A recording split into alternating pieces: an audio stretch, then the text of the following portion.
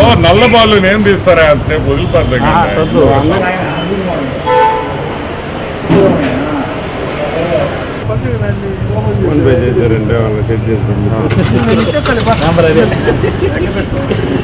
నువ్వు జిమ్ చేయడం మొదలుపెట్టు. నమస్కారం. మీకు అందరికీ తెలుసు, ఒక 10 రోజుల ముందర నెల్లూరు టౌన్ కార్పొరేషన్, నెల్లూరు కార్పొరేషన్లో జరిగిన మార్టిగేజ్ స్కామ్ గురించి మీ ముందరకు వచ్చాను. ఒక నెల్లూరు పట్టణమే కాదు, ఈరోజు గూడూరు, కావలి, ఒంగోలు, విజయవాడ, వైజాగ్, కర్నూలు, ఈరోజు రాష్ట్ర వ్యాప్తంగా ఈరోజు మార్టిగేజ్ స్కామ్ జరిగిందనేది వాస్తవం. అన్నీ బయటకు తీలేను కాబట్టి, ఒక నెల్లూరు కార్పొరేషన్లో మా ఊరు కాబట్టి నేను మొత్తం డేటా తీసి మీ ముందరకు తీసుకొని రావడం జరిగింది. ప్రెస్కి అంతా ఇచ్చాం, ఆఫీషియల్స్కి అంతా ఇచ్చాం. ఈ రోజుకి కూడా ఇంత కూడా ఇన్వెస్టిగేషన్ జరగలేదనేది వాస్తవం, అసలు పట్టించుకోలేదనేది వాస్తవం. ఈరోజు నేను చెప్తున్నా ఇన్ని ఫైల్స్ నేను మీకు అందరికీ చూపించా మొన్న ప్రెస్ మీట్లో. ఈరోజు నేను అడుగుతున్నా, బయట వాళ్ళు వచ్చి మార్టిగేజ్లు రిలీజ్ చేస్తున్నారు, వాళ్ళ పేర్లు ఇచ్చా, ఆధార్ కార్డు నంబర్లు ఇచ్చా, ఫోటోలు ఇచ్చా, ఇప్పటికి కూడా ఎటువంటి ఇన్వెస్టిగేషన్ లేదు, దీని మీద విచారణ ఉండదు అని నాకు అర్థమైపోయింది. కాబట్టి ఈరోజు కలెక్టర్ గారికి ఒక రిప్రజెంటేషన్ ఇచ్చి కరెక్ట్గా వారం లోపల దీని మీద హైకోర్టుకు వెళుతున్నాం. అట్లీస్ట్ న్యాయస్థానం అన్నా ఇక్కడ జరిగిన అవినీతి, ఆ న్యాయస్థానం అన్నా మాకు న్యాయం చేస్తుందని మేమందరం భావిస్తున్నాం. మీకు ఒక ఎగ్జాంపుల్ చెప్తాను. ఇదిగో 2 మార్టిగేజ్లు రిలీజ్ చేశారు, 2 ఒకే ఫైల్ నంబర్, ఒకే ఫైల్ నంబర్ రెండిటికి. ఎట్లా వస్తాయా రెండిటికే ఒకే ఫైల్ నంబర్ అంటే? ఎందుకు ఇప్పుడు ఇంత మొహమాటం ఎందుకని అడుగుతున్నా. అన్నిటికీ ఒకే ఫైల్ నంబర్ వేసి మొత్తం రిలీజ్ చేసేయండి. ఈరోజు నేను చెప్పేది ఒకటే, మార్టిగేజ్ స్కామ్లో ఫార్జరీ జరిగిందనేది చాలా తక్కువ. ఫార్జరీ అనేసి ఒక 6 ఫైల్స్ చూపించి పెద్ద పెద్ద ఆఫీసర్స్, ఐఏఎస్ ఆఫీసర్సు, పెద్ద అసిస్టెంట్ కమిషనర్లు, పెద్ద ఆఫీషియల్స్ అందరినీ ఈరోజు కాపాడేదానికి ప్రయత్నం చేస్తున్నారు. దానికి ఆనం అనే వ్యక్తి సహకరించడు అని కూడా నీకు మనవి చేస్తున్నా.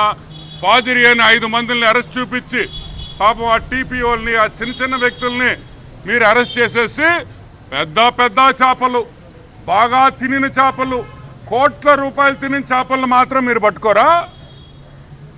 వైసీపీ నాయకుల హస్తం దీంట్లో లేదా? ఐఏఎస్ ఆఫీసర్స్ హస్తం దీంట్లో లేదా? లేకపోతే ఈ స్కామ్ ఎలా జరిగిందని మేము ప్రశ్నిస్తున్నాం.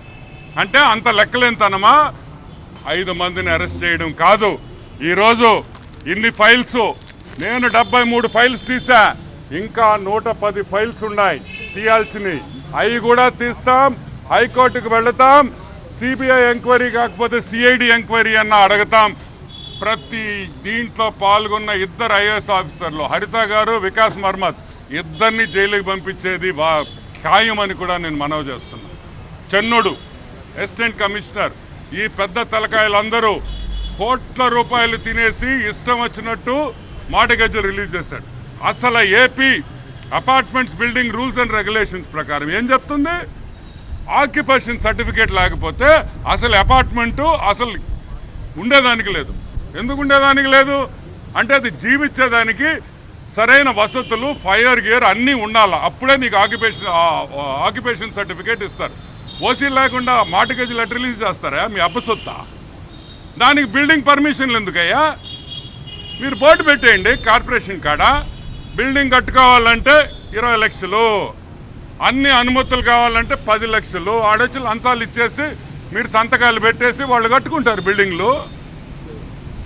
2,40,00,000 రూపాయలు ఒక ఫైల్ మీద నోటింగ్ పెట్టున్నారు, కట్టాలని డబ్బులు రిలీజ్ చేసేస్తారా? ఇది కార్పొరేషనా? మీ ఇంట్లో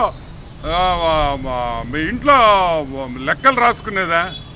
అర్థం పర్థం ఉండాలి. ఎట్టిచ్చారా మీకు ఐఏఎస్ ఆఫీసర్స్ అని ఈరోజు ప్రశ్నిస్తున్నా.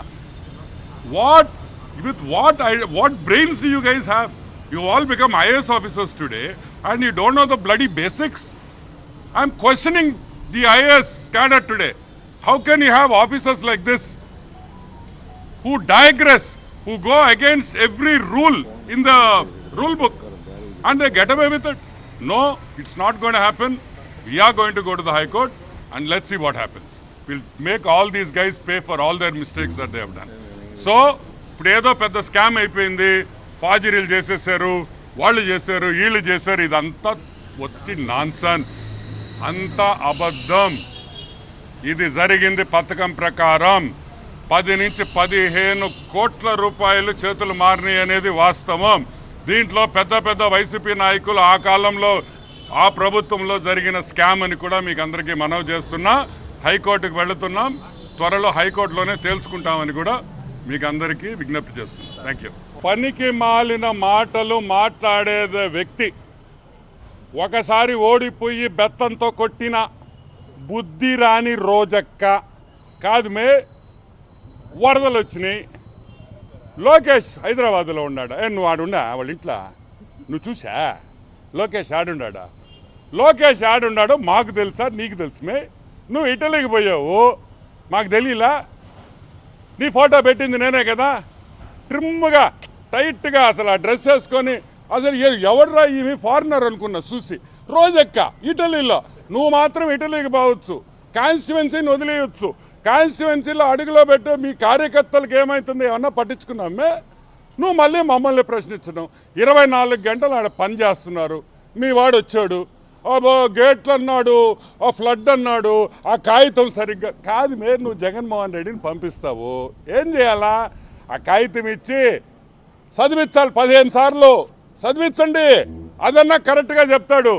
ఈ విధంగా ఈరోజు చంద్రబాబు నాయుడు, అదేవిధంగా ప్రతి మంత్రి ఇంక్లూడింగ్ నారా లోకేష్ ఇంత కష్టపడుతుంటే హైదరాబాద్లో ఉన్నాడంట.